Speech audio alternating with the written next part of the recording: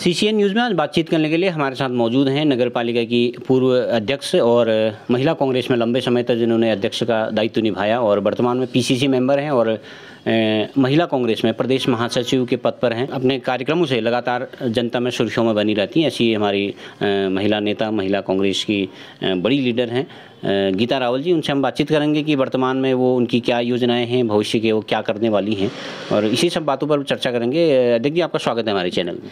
बहुत बहुत धन्यवाद पांडे जी आपका, और सीसीएन चैनल के सभी दर्शकों को मैं प्रणाम करती हूँ और बहुत धन्यवाद देती हूँ सीसीएन चैनल को, क्योंकि जो लोकल स्तर में जितनी भी खबरें होती हैं, जो भी घटनाक्रम होते हैं, वो हमें घर बैठे ही उनकी जानकारी हो जाती है।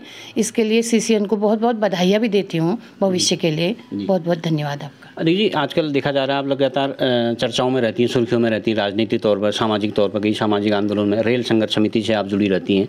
लेकिन हाल के दिनों में देखा गया आपकी मीडिया में भी कहीं चर्चा नहीं है, मौजूदगी नहीं, पार्टी कार्यक्रमों में मौजूदगी नहीं। क्या वजह है इसकी?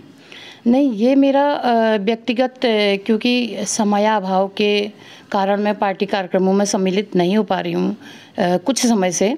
उससे पहले मैं लगातार पार्टी कार्यक्रमों में रहती थी और जैसे ही मुझे थोड़ा घर में समय हो जाएगा या टाइम मिल जाएगा पार्टी कार्यक्रमों के लिए, तो मैं फिर से मेरी सक्रियता आपको देखने को मिलेगी जी। अच्छा, महिला जिलाध्यक्ष बनने के बाद आपकी ये थोड़ा नाराज़गी ज़्यादा रही है, क्या इसको इससे जोड़ा जाए? बिल्कुल नहीं, क्योंकि मेरा जो कार्यकाल रहा 2016 से लेके 2022 तक का, वो बहुत अच्छा कार्यकाल रहा और मैंने बखूबी जो पार्टी ने मुझे जिम्मेदारी दी थी, मैंने उसको बहुत अच्छी तरह से निभाया और काफ़ी अच्छी संख्या में महिलाएं जोड़ी, जिसका परिणाम ये रहा कि 2022 का जब विधानसभा चुनाव हुआ और नगर पालिका क्षेत्र में लगभग हम 450 वोटों से आगे थे और ये हमारी बहुत अच्छी उपलब्धि थी और मुझे कोई नाराज़गी नहीं है, क्योंकि पहली बात तो जो उदयपुर में कांग्रेस का चिंतन शिविर हुआ था, उसमें ये तय हुआ था कि एक व्यक्ति एक पद पर सिर्फ 5 साल तक रहता है और मेरा व्यक्तिगत मानना भी ये है कि पार्टी में हर कार्यकर्ता को मौका मिलना चाहिए और हर किसी को अपने परफॉर्मेंस दिखाने का अवसर मिलना चाहिए। मुझे मिला और आगे नए लोगों को मिला है और मुझे बहुत उम्मीद है कि वो एक नए जोश के साथ और इसका महिला संगठन को एक करेंगे और महिलाओं की संख्या अधिक से अधिक पार्टी में भागीदारी रहेगी, ऐसा मेरा विश्वास है और मुझे कोई नाराज़गी नहीं है। इस संबंध में मेरी प्रदेश जो हमारी अध्यक्षा जी हैं, उनसे भी चर्चा हुई और जो मैंने काम किया है महिला अध्यक्ष रहते हुए, उसका पार्टी ने मुझे इनाम दिया है। मैं पीसीसी मेंबर हूं वर्तमान में और प्रदेश महासचिव हूं जी। अच्छा, चर्चा ये भी है कि आप अपनी जगह पर किसी ऐसी एक महिला नेत्री को अपना जिलाध्यक्ष बनाना चाह रही थी जो आपके साथ की हों, तो क्या इसमें कितनी सच्चाई है? मेरी फ़ोन पे वार्ता हुई थी हमारी जो प्रदेश अध्यक्षा हैं ज्योति रौतेला जी से, तो उनसे मैंने कहा था कि कुछ महिलाएं जो हमारे साथ लगातार पार्टी कार्यक्रमों में रहती हैं, जैसे सुनीता टमटा, लक्ष्मी धर्मशत्तु जी, कमला जोशी जी, इंदिरा जोशी जी, जो लगातार मेहनत कर रही थी, जो मेरी नज़रों में थी, मैंने नाम अवश्य दिया था। लेकिन पार्टी को जहां सक्रियता दिखी या पार्टी को जो लगा, तो उन्होंने अपने स्तर से नाम घोषित किया और मुझे उम्मीद है कि जिसे अभी वर्तमान में जिन्हें महिला कांग्रेस की जिम्मेदारी सौंपी है, वो भी अपने इस काम को बखूबी से करेंगे और हम भी सहयोग करेंगे, क्योंकि हम अपने संगठन को, पार्टी को मजबूत बनाने का काम करेंगे और मैंने जो काम किए हैं, पार्टी ने मुझे उसका इनाम अवश्य दिया है। देखिए, हाल के दिनों में देखा गया, हाल के महीनों में, हाल के वर्षों में देखा गया कि पार्टी से बहुत सारे कार्यकर्ता आपके बाहर चले गए, तो वो माना जाता है कि वो लोग वापस आना चाहते हैं। तो क्या आपको लगता है कि उन लोगों को शामिल करके पार्टी का परिवार बढ़ाया जाए, उनका कुनबा बढ़ाया जाए कांग्रेस का, महिला कांग्रेस का?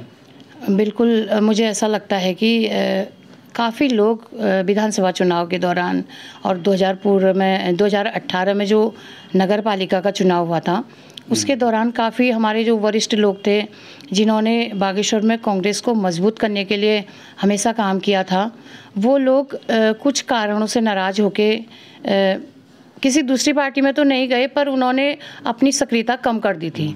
और मैं सबसे सीसीएन के माध्यम से यही कहना चाहूँगी कि जैसे हमारे आदरणीय बोरा जी हैं और दिलीप सिंह खेतवाल जी हैं और बालादत्त तिवारी जी हैं, इंद्र सिंह परिहार जी हैं और जो नगर पालिका अध्यक्ष सुरेश खेतवाल जी हैं, इसके अलावा हमारे बालकृष्ण भाई हैं, भैरवनाथ टमटा जी हैं, उन सबको पार्टी में आना चाहिए ताकि कांग्रेस पार्टी को मजबूती मिले और एक बहुत बहुत बड़ा संगठन तैयार हो। आना जाना तो लगे रहता है, कांग्रेस पार्टी बहुत बड़ी पार्टी है और लोग गए हैं तो उन्हें आना भी चाहिए, क्योंकि मुझे ऐसा लगता है कि आज भी वो कहीं ना कहीं कांग्रेस विचारधारा से ओतप्रोत हैं और वो मुझे भरोसा भी है कि अवश्य पार्टी में अपनी ज्वाइनिंग करेंगे दोबारा। देखिए, आपकी क्या भविष्य में अब चुनाव, आपकी सक्रियता को देख के लगता है आप रेल आंदोलन सहित सामाजिक आंदोलन से भी जुड़ी हुई हैं, तो क्या ऐसी कोई योजना है कि आप भविष्य में चुनाव लड़ने के लिए प्लानिंग कर रही हैं? 2013 में पार्टी ने मुझे बहुत अच्छा अवसर दिया, नगर पालिका पद का प्रत्याशी बनाया और मैंने भी मेहनत की और जो बागेश्वर की सीट थी वो 20 सालों में कांग्रेस की झोली में डाली और मुझे आगे भी लगता है कि पार्टी कभी चाहेगी कि मुझे दोबारा अवसर दे, क्योंकि सबकी इच्छाएं होती हैं और मुझे पार्टी मौका देगी तो मैं अवश्य चुनाव लड़ूंगी, क्योंकि मैं समाज सेवा करना चाहती हूं और लोगों से जुड़ी भी हूं। और आज भी अगर मैं अध्यक्ष नहीं हूं तो लोग अपने कामों के लिए या अपनी मदद के लिए मेरे पास लगातार जो समाज सेवा होती है, मेरे स्तर से जो बन पड़ता है वो मैं आज भी करती हूँ और मैं भविष्य में भी चाहूँगी कि मैं जो यहाँ की बागेश्वर की जनता है, जिन्होंने मुझे 2013 में अपना आशीर्वाद दिया, मैं उनके लिए काम करूँ और उनकी भी इच्छाएं हैं, उनके अनुरूप मैं कार्य करूं और मुझे मौका मिले दोबारा चुनाव लड़ने का तो मैं अवश्य चुनाव लड़ूंगी। जी, देखिए, आपका 5 साल का एक कार्यकाल रहा अध्यक्ष के रूप में, बहुत अच्छा कार्यकाल रहा, काफ़ी डेवलपमेंट आपने करवाई यहाँ पर, तो फिर भी उसके बावजूद भी जब आप हटे पद से तो उसके बाद आपको ऐसा कोई मलाल रहता है कि यार कुछ और अवसर मिलता है या दोबारा अवसर मिलता है तो मैं शायद इस वाले प्रोजेक्ट को पूरा करती, कोई ऐसा ड्रीम प्रोजेक्ट है जो आपका अधूरा रह गया? देखिए, जो नगर पालिका का पद होता है या चाहे कोई भी संवैधानिक पद हो, उसका कार्य, उसका टाइम जो होता है बहुत ही सीमित होता है, सिर्फ 5 साल ही होता है। और मैं तो एकदम गृहिणी थी जब मैं नगर पालिका अध्यक्ष बनी, तो मेरा व्यक्तिगत मानना है कि मुझे कुछ समय समझने में लग गया चीज़ों को। तो उसके बाद 2 साल के बाद मैंने अपना जो मेरी कार्यशैली थी या मैं जितना समझ पाई उसके अनुरूप मुझे खुद भी लगता है कि मैंने बहुत अच्छा काम किया और इसका मुझे जनता ने भी बताया कि आपने सराहा कि आपने अच्छा काम किया है। और सपने जो होते हैं बहुत लंबे होते हैं, वो कभी पूरे नहीं होते हैं। और जो मुझे लगता है कि बागेश्वर नगर में सबसे मेन जो समस्या थी वो पार्किंग की समस्या थी, उसको पूरा करने के लिए हमने बहुत प्रयास किया। 2009 में जब तत्कालिक जो मुख्यमंत्री थे माननीय भुवन चंद्र खंडूरी जी, उन्होंने बागेश्वर में पार्किंग के लिए घोषणा की थी, 50 लाख रुपए स्वीकृत किए थे उन्होंने, और गोमती पुल के पास उसके लिए जगह भी चयनित हुई थी। उसमें मेरे परिवार की व्यक्तिगत भी ज़मीन थी, तो हमने अपने परिवार से राय मशवरा करके अपनी ज़मीन, क्योंकि बागेश्वर के लोगों को यातायात की जो उचित सुविधा मिले, जो यहाँ पर हर घंटे में जाम लग जाता है उससे निजात मिले, इसके लिए हमने अपनी ज़मीन में रोड देने का फैसला किया। लेकिन 2013 में जो आपदा आई, उसके बाद केदारनाथ जो आपदा आई, उसके बाद नदी किनारे से हम कोई निर्माण कार्य नहीं कर पाए और जिसको देखते हुए जो तत्कालिक जिलाधिकारी महोदया थी जी, प्रोजेक्ट आपका कैंसिल होगी। जो जिलाधिकारी महोदया थी और नगर पालिका ने दूसरी जगह ज़मीन चयनित की गरुड़ मोटर मार्ग में, उसके लिए हमने आर्किटेक्ट हायर किया, उसकी डिज़ाइनिंग की और 2 करोड़ 12 लाख का उसमें बजट आया और उसका टेंडर भी हुआ है। वर्तमान में कार्य चल रहा है उसमें और मुझे लगता है कि अभी उसमें बिल्कुल आधा भी कार्य नहीं हुआ है। मल्टी स्टोरी पार्किंग बननी है और मैं चाहूँगी कि वो पार्किंग जो समस्या है उसे अवश्य निजात मिलना चाहिए लोगों को और उसको बहुत जल्दी बनना भी चाहिए, क्योंकि सबसे मेन समस्या जो है यहाँ जाम की आए दिन वो रोज़ सड़कों पे देखने को हम सबको मिलता है। देखिए, और भी आपके पास क्या शहर के डेवलपमेंट की, जैसे कोई ऐसा प्लान आपके पास हो जो शहर के विकास के लिए हो, शहर में ज़्यादा से ज़्यादा पर्यटक आएँ, और या क्योंकि धार्मिक नगरी है, पर्यटन नगरी है, तो ऐसी स्थिति में आपके पास कोई ऐसा ड्रीम प्रोजेक्ट है जिसको आप इन फ्यूचर उसको इम्प्लीमेंट करना चाहेंगी? देखिए, बागेश्वर जो है वो एक तीर्थ नगरी के रूप में मानी जाती है और उत्तरायणी का सुप्रसिद्ध मेला बागेश्वर में होता है और जिसके कारण यहाँ वर्ष भर पर्यटकों का आवाजाही लगी रहती है। और मैंने अपने कार्यकाल के चलते यहाँ 3 म्यूरल भी बनाए थे। एक मैं कुली विगार आंदोलन की थीम रखी थी। बाकी जो हमारी सांस्कृतिक जो विरासत होती है, जो हमारे वाद्य यंत्र होते हैं, जो हमारी वेशभूषा होती है, और वो मैंने 2 म्यूरल भी लगाए थे। लेकिन मुझे लगता नहीं है कि आज उनकी वो मेंटेनेंस देख रेख के अभाव में एकदम जर्जर हालत में है। और इसके अलावा जो नुमाइश खेत का फील्ड है, जिसमें हमारे सारे जो काम होते हैं, चाहे वो उत्तरायणी मेला हो, चाहे हमारे खेल संबंधी कार्यक्रम हो, या फिर अन्य जो भी कार्यक्रम होते हैं, वो नुमाइश खेत में होता है। मेरा अपने कार्यकाल में मैंने उसमें 4 व्हीलर जो होते हैं वो बंद करा दी थी, उनकी आवाजाही। और मैं आगे भी यही चाहूँगी कि उसमें गाड़ियाँ न जाएं और उसमें दूब घास, बहुत चारों तरफ दूब घास बनी रहे, हरियाली बनी रहे। बिल्कुल, वो हमारी ऐतिहासिक धरोहर है। और महात्मा गांधी जी भी जो हमारे उसी मैदान में आए थे, और स्वराज भवन की स्थापना हुई थी महात्मा गांधी के आने से। और मुझे लगता है कि ऐसे ऐतिहासिक धरोहर को हम सबको संजो के रखना चाहिए, और ना कि उसमें गाड़ियां चलनी चाहिए, चाहे 2 व्हीलर हो या 4 व्हीलर हो, उसमें आवाजाही नहीं होनी चाहिए। देखिए, आपने म्यूरल आर्ट की बात की, आपके कार्यकाल में लगे थे। आपके कार्यकाल की एक चर्चा और होती है कि नगर में आपने ठंडे पानी के लिए और साफ पानी के लिए बहुत नगर में कई स्थानों में प्याऊ लगाए थे, लेकिन आज देखने में आता कि उनकी बहुत स्थिति ख़राब है, वो मेंटेनेंस नहीं हो पाए। क्या वजह रही वो ये जाने, लेकिन आपको क्या लगता है कि क्या उनकी स्थिति वर्तमान में जो देखकर आपको क्या लगता है? देखिए, हमने नगर क्षेत्र में, क्योंकि गर्मी के सीज़न में पर्यटकों की आवाजाही भी रहती है, और इसके अलावा जो मज़दूर वर्ग है, जो गरीब लोग हैं, वो उससे पानी पीते हैं।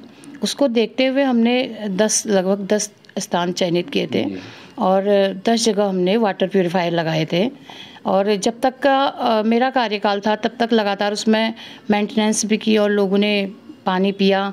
अभी भी शायद मुझे ऐसा लगता है कि एक दैनिक जागरण के पास है, ऑफिस के पास, और दूसरा पोस्ट ऑफिस के पास, वो अभी भी चालू है, क्योंकि लोग उसमें व्यक्तिगत अपने तरफ से मेंटेनेंस करते हैं, और अभी भी वहाँ पानी पी रहे हैं लोग। मैं शाम को देखती हूँ पोस्ट ऑफिस के सामने भी भीड़ लगी रहती है लोगों की, पानी ले जाने वालों की।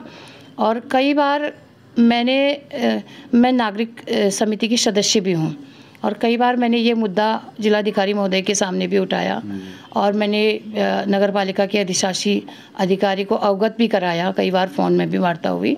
लेकिन मुझे लगता है कि मुझे ऐसा लगा कि मेरा एक बोर्ड है उसमें लगा हुआ, गीता रावल, और मैंने ये भी कहा था कि आप गीता रावल हटा दो उसमें से, लेकिन लोगों को उसकी व्यवस्था जो उसमें पालिका ने खर्च किया है, या फिर जिस उद्देश्य से वो लगाया है, उसकी देखरेख होनी चाहिए, उसकी मेंटेनेंस होनी चाहिए। और लेकिन उस पर आज तक विचार नहीं हुआ है। एकदम आप नगर के क्षेत्रों में देखेंगे तो वो लावारिस की तरह पड़े हुए हैं आज भी। और बाकी मैं इसमें और ज़्यादा क्या कहूँ, तो मुझे लगता है कि उनकी मेंटेनेंस होनी चाहिए थी, ताकि जो जिस पब्लिक के लिए, लोगों के लिए, आम लोगों के लिए वो लगे हुए थे, उनको उसका फ़ायदा मिले। जी, देखिए, आपके कार्यकाल में नगर का विस्तार भी हुआ। पहले नगर क्षेत्र बहुत नगर पालिका क्षेत्र छोटा था, बाद में कठैतबाड़ा और मंडल सेरा और बिलोना उसमें जुड़े। लेकिन एक चर्चा ये होती है कि द्यांगण और बहुली, जो आपका मायके का इलाका है, वो छूट गया। उसमें आरोप ये लगता है कि आपने उसको क्षेत्र को जानबूझ के बचा दिया। इसमें क्या सच्चाई है? देखिए, द्यांगण और बहुली का क्षेत्र तो मेरा मायका है, और अगर मैं अपना मायके को नगर पालिका क्षेत्र में जोड़ती, वो तो मेरा घर है, मुझे वहाँ का फ़ायदा ही मिलता, राजनीतिक तौर पर बिल्कुल फ़ायदा मिलता। लेकिन ऐसा नहीं था। एक मानक था कि जहाँ 60% से अधिक जो उपजाऊ भूमि होती है, उसे हम नगर पालिका में सम्मिलित नहीं करा सकते थे, क्योंकि भूमि तो मंडल सेरा और बिलोने में भी है, लेकिन आप देख रहे हैं कि वहाँ किस तरह आज मकान बने हुए हैं, एकदम घनी आबादी हो गई है। तो वहाँ नगर पालिका का विस्तार होना बहुत आवश्यक था। और जो रहा बहुली और द्यांगण का सवाल, वहाँ 60% लोग जो हैं कृषि पर आधारित हैं, तो जिसके चलते हम द्यांगण और बहुली को हम उसको नगर पालिका में नहीं मिला पाए। और इसका यही मेन कारण है, क्योंकि मानकों के हिसाब से ही काम होता है। और मुझे लगता है कि आने वाले समय में, क्योंकि विस्तार तो होना ही है, आज भी कई जगह विस्तार हो रहा है, तो आने वाले समय में देर में ही सही, लेकिन वो भी नगर पालिका क्षेत्र में पक्का मिल जाएंगे। देखिए, आपके कार्यकाल में एक प्रस्ताव और आया था जिसकी चर्चा अक्सर रहती है कि व्यापारियों पर टैक्स लगाने वाली जो बात आती है, हाल में व्यापारियों ने उस पर आंदोलन भी किया था, तो ये आरोप लगता है कि वो आपके कार्यकाल में प्रस्ताव शासन को भेजा गया था, अगर आप नहीं भेजते तो शायद वो टैक्स नहीं लगता। क्या सच्चाई है इसमें? नहीं, देखिए, शासन तो ये कहता है कि आप नगर पालिका की आय अर्जित करो। लेकिन ये हमारा विवेक है। मैंने अपने कार्यकाल में एक प्रस्ताव रखा था बोर्ड में और प्रस्ताव पास भी हुआ था। उसके अलावा मेरे कार्यकाल में गजट नोटिफिकेशन भी हुआ था और इसे आप जारी करें या न करें, क्योंकि बोर्ड अपने आप में एक बहुत बड़ी ताकत होती है बोर्ड में। ये बोर्ड का काम है कि आप इसे पब्लिक पे टैक्स लगाएं या नहीं लगाएं। उसकी प्रोसेस मेरे कार्यकाल में ज़रूर हुई थी। मैं एकदम स्पष्ट रूप से बता देना चाहती हूँ कि हमने इसको लागू नहीं किया है और ये कागज़ों में भी दर्ज है, पालिका की जो फाइलें बनी है उसमें भी दर्ज है और हमने इसको लागू नहीं किया था। ये प्रोसेस में ज़रूर आया था और बिल्कुल भी ये मेरे कार्यकाल में लागू नहीं हुआ था। नई बोर्ड में लागू हुआ है तो वो जाने कि इसमें जो जवाबदेही है ये उनकी बनती है। वर्तमान अध्यक्ष जी की बात अगर करें तो वर्तमान में पिछले 5 साल से सुरेश खेतवाल जी का कार्यकाल है, तो आप भी नज़दीक से इसको देखती होंगी, तो कैसे आप उनके कार्यकाल को आंकती हैं? देखिए, ये विकास जो होता है वो एक प्रक्रिया है, वो निरंतर चलती रहती है क्योंकि सरकारें पैसा देती हैं नगर पालिका में, चाहे वो 15वां वित्त हो, चाहे अवस्थापना विकास निधि हो, चाहे जो नगर पालिका का अपना बजट है उसमें निरंतर लगातार, क्योंकि अब तो आज तो 15वां वित्त भी 4 गुना 5 गुना अधिक हो गया है, तो विकास चलते रहता है। विकास कभी रुकता नहीं है, चाहे सरकार या पद पे बीजेपी, कांग्रेस या फिर निर्दलीय कोई भी आसीन हो, विकास हमेशा होता रहता है और हर इंसान यही सोचता है कि मैं अपना 100% दूँ। तो उन्होंने भी जितना उनकी क्षमता थी उन्होंने किया है और क्योंकि समय की मांग भी होती है, कुछ पहले हुआ, कुछ अभी हुआ और कुछ इससे हट के आने वाले समय में होगा, कुछ ना कुछ नया होते रहता है और हर कोई अपने स्तर से कार्य करता है। सबके दिमाग में अपनी थीम होती है। बिल्कुल जी। अध्यक्ष जी, एक चर्चा ये भी रहती है कि आपके जो बीजेपी में भी बहुत अच्छे मित्र लोग रहते हैं और उनसे अच्छी मित्रता है, तो इसीलिए चर्चा ये हो जाती है बीच में कि आप जो है बीजेपी में शामिल होने वाली हैं। ये विधानसभा चुनाव में भी ये बात उठी, नगर पालिका चुनाव में उठी, अब ये फिर से उठने वाली है, तो क्या कहेंगे, कितनी सच्चाई है इसमें? नहीं, लेकिन चर्चाओं का तो क्या कह सकते हैं, चर्चाएं चलती रहती हैं और चलनी भी चाहिए और मुझे समाज सेवा करनी है, मेरा मन है, क्योंकि मैं एकदम एक गृहिणी से मैं समाज में आई और मुझे लोगों के साथ जब मैं मिली लोगों से तो मुझे बहुत अच्छा लगा। जब मैं किसी का कुछ काम करती हूँ आज भी व्यक्तिगत स्तर पे, तो मुझे अपने आप में एक बहुत अच्छी खुशी मिलती है, संतुष्टि होती है और मैं यही कहना चाहूँगी कि मैं फ्यूचर में भी लोगों के साथ जुड़ी रहूँगी और लोगों की मदद करूँगी और चाहे कहीं भी रहूँ। मेरा उद्देश्य है कि मैं लोगों की सेवा करूँ और पार्टी एक अलग चीज़ें होती हैं, ये तो लोकल स्तर पे हम पार्टी की बात क्या कहें, और चाहे कहीं भी रहें, मेरा उद्देश्य यही है कि मैं लोगों के काम आऊँ और समाज की सेवा करूँ और मुझे विश्वास भी है कि बागेश्वर के लोग मुझे हमेशा आशीर्वाद देंगे और जैसे 2013 में दिया था वैसे ही भविष्य में भी मुझे अपना आशीर्वाद देंगे, ऐसा मुझे पूर्ण विश्वास है। अध्यक्ष जी, लास्ट सवाल आपसे कि पिछले नगर पालिका का जो चुनाव था उसमें ये चर्चा होती थी कि आपने जो है अपने कांग्रेस प्रत्याशी को समर्थन करने के बजाय बीजेपी के कुंदन परिहार जी को सपोर्ट किया, इसमें कितनी सच्चाई है? नहीं, चर्चाएं तो चलती रहती हैं, मैं पहले भी बता रही हूँ कि चर्चाओं का कोई आधार नहीं होता है, वो एकदम आधारहीन चर्चाएं हैं और ऐसा नहीं है। मैं कांग्रेस पार्टी की एक सिपाही हूँ, मुझे आज तक जो भी दिया वो कांग्रेस पार्टी ने दिया। आज भी मैं चाहे सक्रिय रहूं न रहूं, मुझे पीसीसी मेंबर का पद दिया है, प्रदेश महासचिव वर्तमान में हूं मैं। जहां लोगों को बहुत लंबा समय लग जाता है जाने में, वहां मुझे बहुत कम समय में मैंने वो चीज़ें हासिल की हैं। मुझे अपनी पार्टी पर पूरा भरोसा है। ये तो चर्चाएँ हैं, इनका कोई आधार नहीं है, चलती रहती हैं चर्चाएँ। ठीक है अध्यक्ष जी, धन्यवाद, आपने बातचीत के लिए वक्त निकाला, इसलिए बहुत बहुत धन्यवाद। बहुत बहुत धन्यवाद। तो आप थी नगर पालिका के पूर्व अध्यक्ष पीसीसी मेंबर महिला कांग्रेस की गीता रावल जी, जिनका स्पष्ट मानना है कि वो पार्टी में भले जिला स्तर पर सक्रिय नहीं हो, लेकिन वो प्रदेश स्तर के नेताओं के लगातार संपर्क में हैं और भविष्य की योजना के बारे में उन्होंने ये बताया कि अगर पार्टी ने अवसर दिया और जनता ने आशीर्वाद दिया, जो ज़रूर चुनाव लड़कर जनता की सेवा करने की उनकी पूरी इच्छा है। CCN न्यूज़ के लिए मैं सुरेश पांडे।